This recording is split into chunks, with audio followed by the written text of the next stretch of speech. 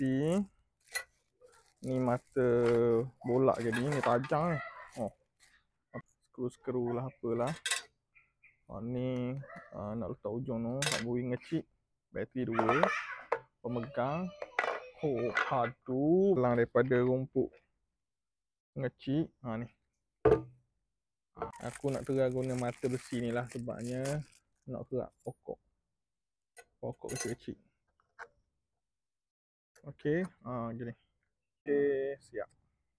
Oh, tak ada. Ni kita letak atas ni.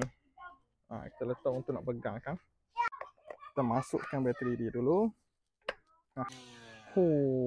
Laju dengar tak? Okey ni. Boleh rendah, tinggi gini. Tekan sini, ada boleh larang. Hoi, padu. Jom kita cuba Tahu jadi ke tak? Kalau jadi awak mau beli lah. Uish. Wih.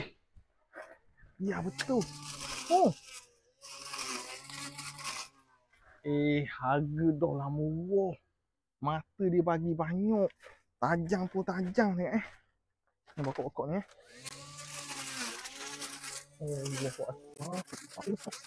pagi aku padu dah ni. Awak mau kalau nak beli tengok Bik Kuni malah nak cakap banyak. Barang ni memang padu.